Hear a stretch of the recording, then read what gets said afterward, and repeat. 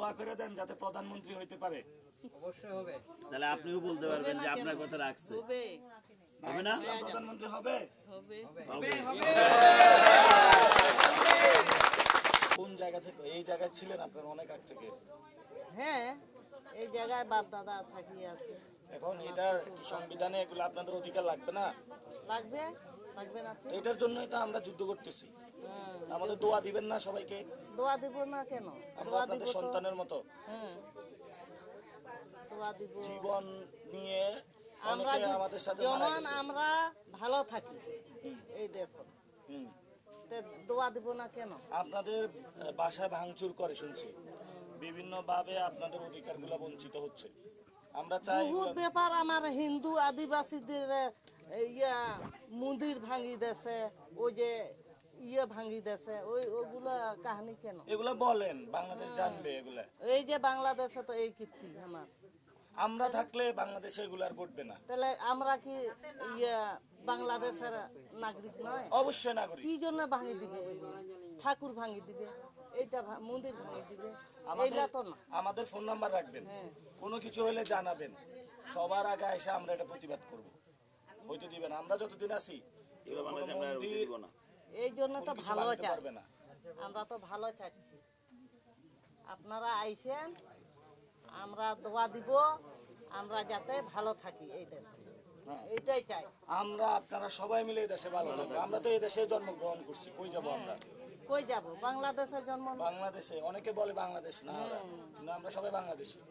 সবাই তো আমরা আপনাদের সাথে একটু কথা বলতে আসছি, আড্ডা দিতে আসছি।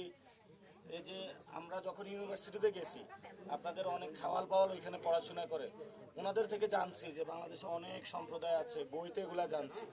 এখন আমরা তো আপনাদের পল্লীতে কখনো আসি নাই, আপনাদের ঘরে আজকে দেখতে আসলাম এই জন্য। আর এই যে নাহিদ ইসলামকে চিনেন? আপনার ছেলের মতন।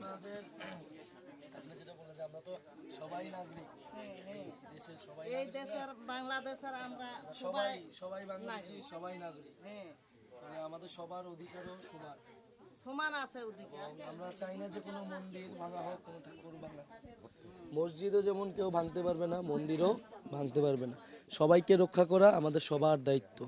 আমরা আপনাদের পাশে দাঁড়াবো বিপদে, আপনারাও আমাদের পাশে দাঁড়াবেন বিপদে। আমরা সবাই এক দেশের মানুষ। ফলে এত বিপদ হইলে আপনারা দাঁড়াবেন, আপনার বিপদ হইলে আমরা দাঁড়াবো, আমার বিপদ হইলে আপনারা দাঁড়াবেন। একটা দেশ এইভাবেই চলে। গত 50 বছরে অনেক কিছু হয়েছে।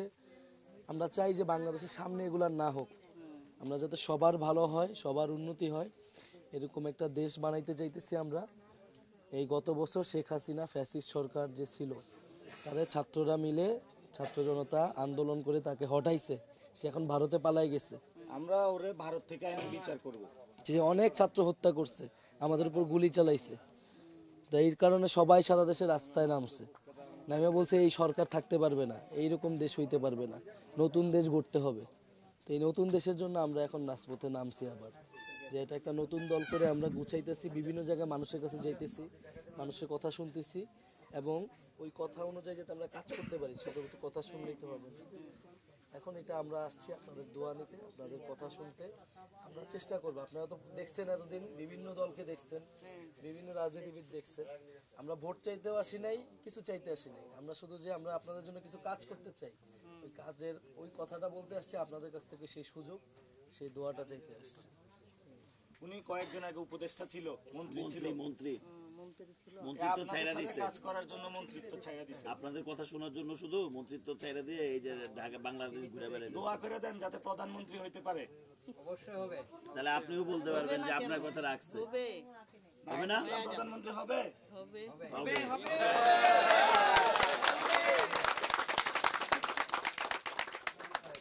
দোয়া দিয়ে দিছে, দোয়া দিয়ে দিচ্ছে। এখন কিছু লোক মারা গেছে, আমরা বাইচে আছি। বাকি আছেন, ওই জন্য আমার এখানে চলে আছে। এই যে বুঝতে পারছেন। ঠিক আছে, আমরা তাহলে